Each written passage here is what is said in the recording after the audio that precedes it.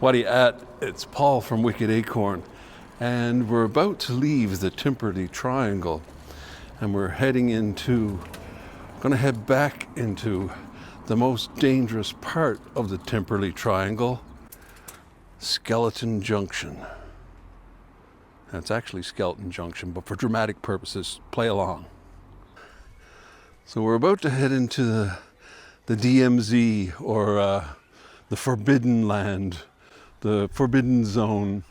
I don't know, I've never been here before, but I've always looked at this place on the maps.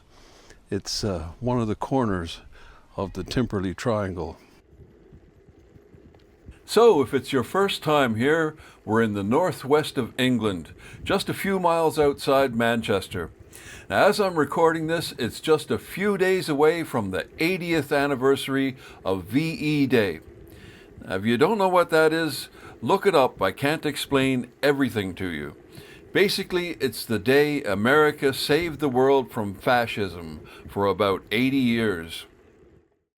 Our adventure today started with a photo one of our subscribers gave me. He pointed to the roof and said, "But it isn't there anymore."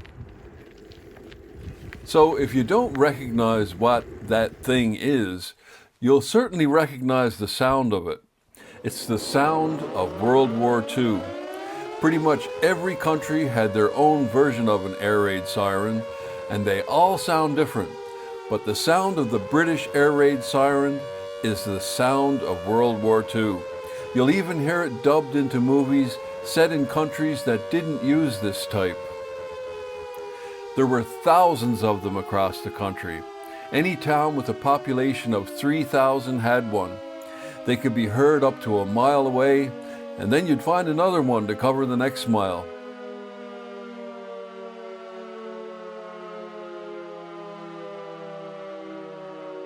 Unfortunately, after the Berlin Wall came down, the Home Office saw little reason to keep these things around and started dismantling the system in the early 90s. There are only around 1,200 left in the country, and most of those are still active around naval bases, nuclear power plants, and areas prone to flooding and such. Everybody seems to remember one being in such and such a place, but they've all been removed. The one we're going to find today is the only one I know of in this part of the country.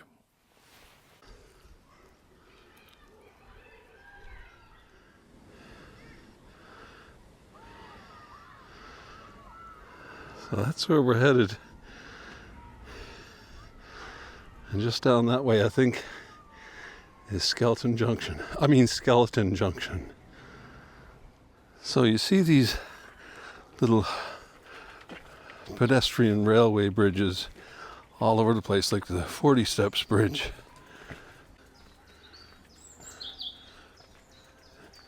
We may be able to get into this section, although I don't know why we would want to, other than to explore. I don't think there's anything in there. The first time we heard the air raid siren was on the 3rd of September, 1939, the day war was declared.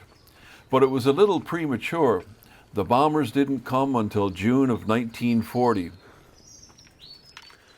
Yeah, that's a very well-made bridge there. Very nice. But those are beautiful stones in the arch, in the face of the arch. Wow.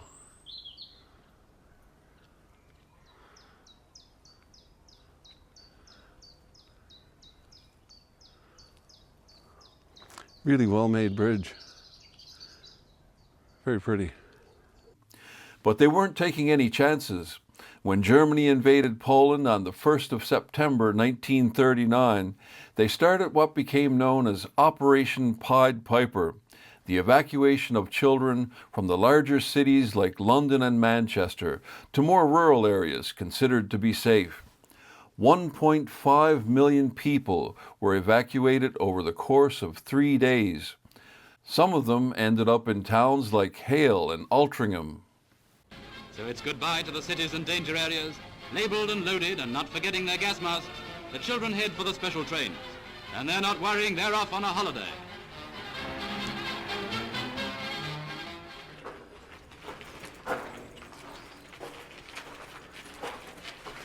And this is, this is just a pedestrian passage, I guess. Maybe it was for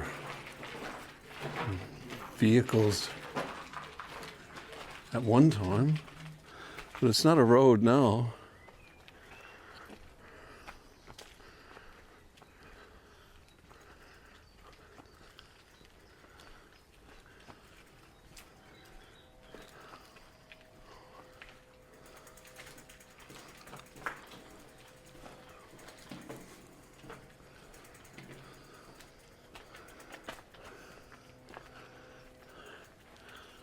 Yeah, you can see how things become utilitarian over time, don't they? One would assume the nearer bridge to me is newer. That's when that utilitarian kicked in and nobody cared about making things beautiful anymore. But as I said, that will have to be an adventure for another day, because that's not where we're headed at all.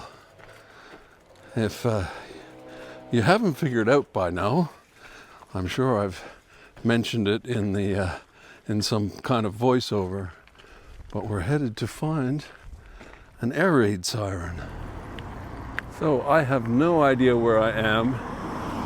I'm just following Google Maps. So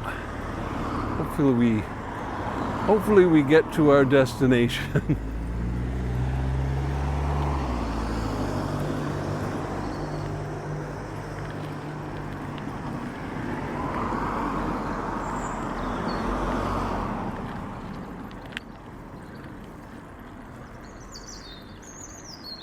It is a beautiful day. It's 25 degrees. It's sunny. And I think I need to go over that way. I'm not certain. Can't see the road signs.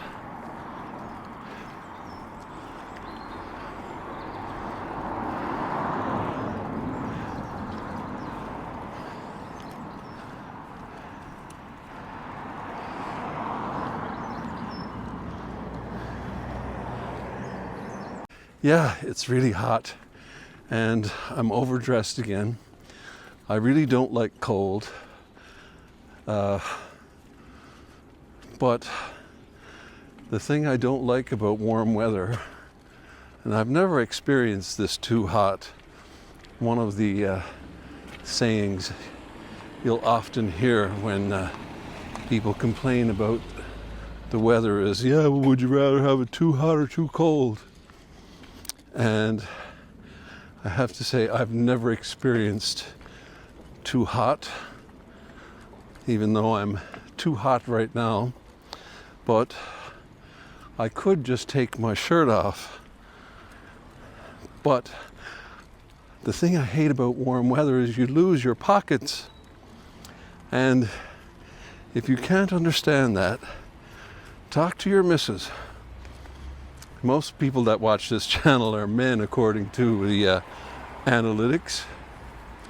So if you have a missus, talk to your missus about pockets, because we actually have a saying, you know, best thing since sliced bread. Well, we say the best thing since pockets. So, oh, there's a train coming. All right, let's go. Observe the train coming by. Yeah, I've been here before in car before.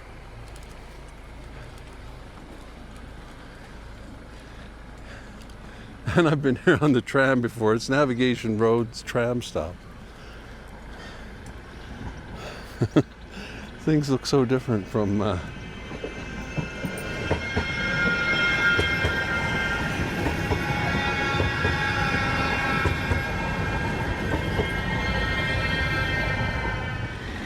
I'm not really looking at the big picture here. I'm looking at the little picture of where I'm going.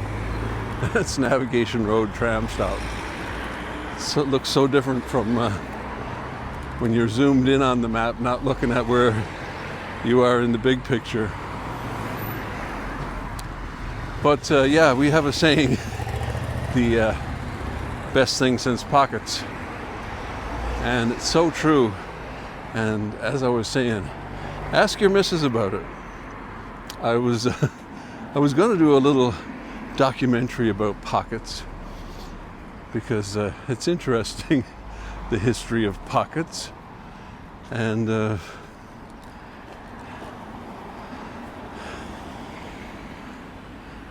women have really gotten the raw deal on pockets, apparently. Ask your missus about it. So yeah, whenever I go on these adventures, I usually, regardless of the method of transportation, if I'm going on bike, I will usually set Google Maps to walking, because otherwise you don't find little shortcuts like this.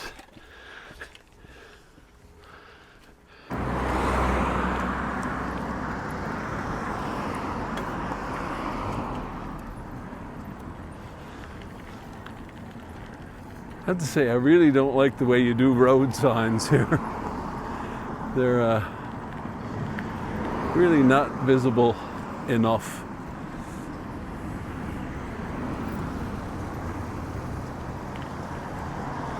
I think there's a road sign on the corner of every road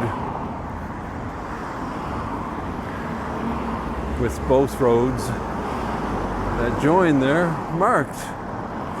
So this is where we wanted to go today. Well, one of our stops anyway. This certainly ties into our air raid siren stop. So we're just across from Planet Ice. It's a little park here, a little bench place, and of course a monument.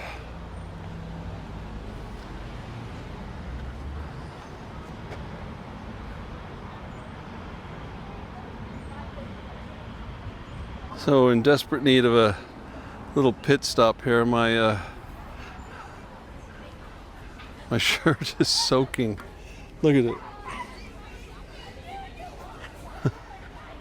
My backpack. But unfortunately I am going to have to put it back on because I need the pockets. So this is just a little pit stop here.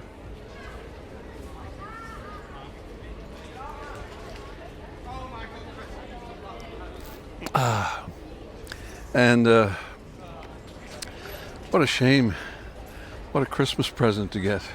It's very sad.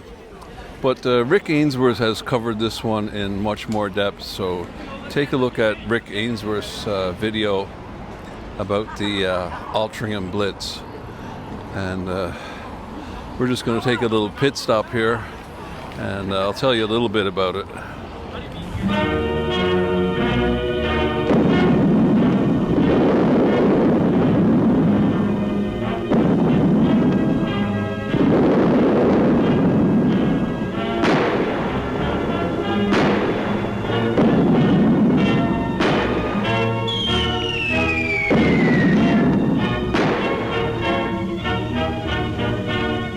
Flames of war eat at the heart of Manchester. In one of the fiercest raids of the German blitzkrieg on Britain, a storm of bombs wreaks havoc in this proud city. But they leave it a prouder city still. Manchester will remember the horrors of that attack as long as the heart of the North continues to beat. So the air raid sirens were wailing that night. And as I mentioned earlier, we're only about 8 or 9 miles from where this footage was taken in Manchester. And on the nights of the 23rd and 24th of December 1940, Manchester took a pounding by the Luftwaffe. Altrincham and Broad Heath here got hit as well. No doubt the Nazis knew all about the manufacturing that was going on in this area, and the RAF had one of its largest munitions stores not far from here. They probably followed the Bridgewater Canal here. Still water reflects even the tiniest amount of light at night. It would have been as easy as following a string of cars along a highway. Bombs fell on houses here on the corner of Oakfield Road and Moss Lane on December 23, 1940. 12 people, including 4 children, died in the bomb blast. There were more deaths and casualties across the area, and it wasn't the first or last attempt. There were raids earlier in August and again on Christmas Eve.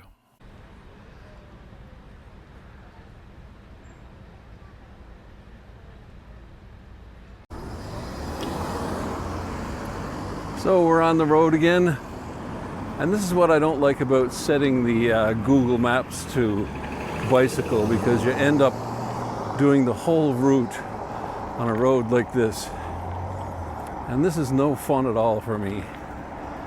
Too many cars, too much noise. The noise.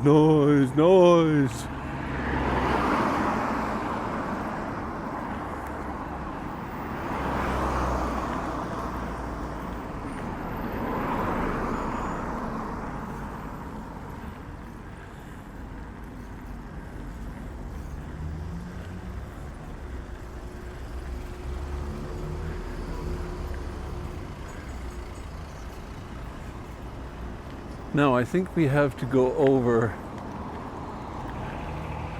there.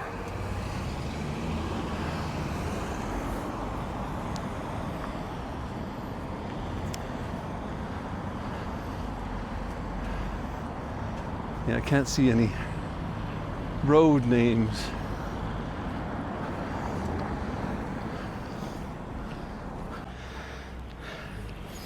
Yeah.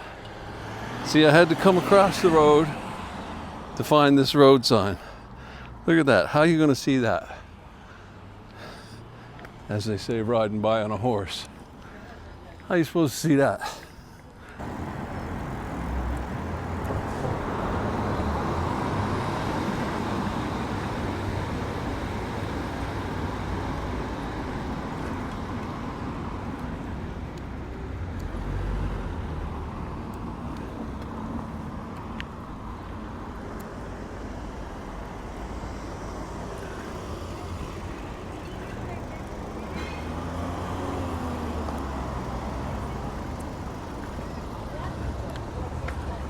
Now let's see, which way do we go now?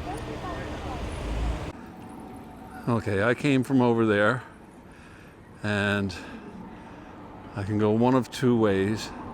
I don't know which way. I know the name of the road I'm looking for, but look around. Do you see a street sign? Do you see a street sign?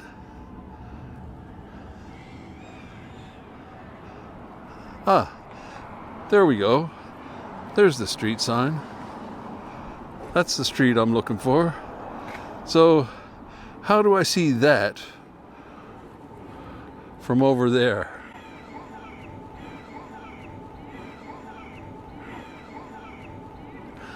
Oh my. So this is the street we're looking for. That's only of use when you get right here. And when you're here, you know where you are.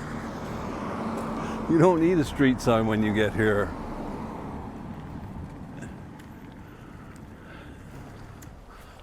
Well, here we are.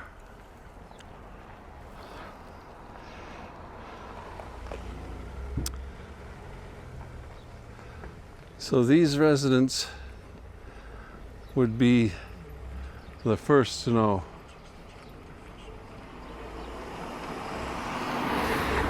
It's just a little car park here. Tiny little car park. So there you have it. Not a lot to look at, is it? but a very, very important piece of emergency equipment, isn't it?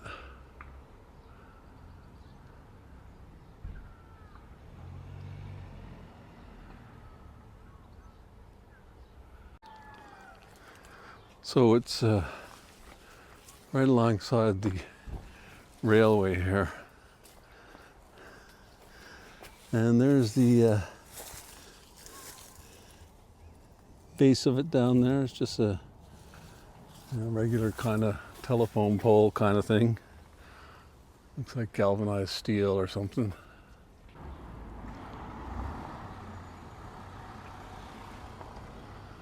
I'm sure it's whaled a few times and got people to safety. But where was the safety?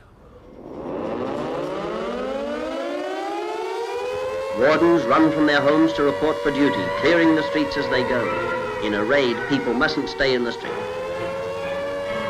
Those who have no part in the emergency organization go to their domestic shelters, leaving their bathtubs full, buckets handy, and the gas and current mains turned off. Throughout, the warden's post keeps in touch with all developments by means of runners, and by telephone as long as the lines are undamaged.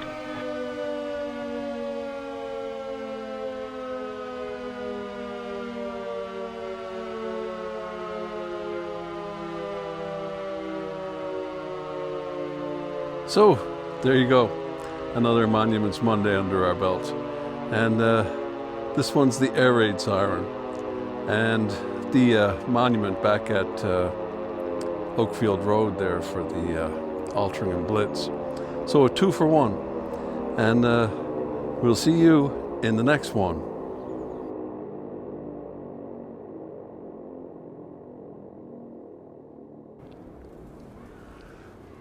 So here we have a unusual color brick for this part of the world.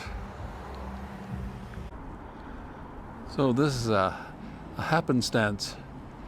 I don't know the story behind this blue plaque, but I'm sure Editor Man can tell you a little bit. If not, the blue plaque provides some information.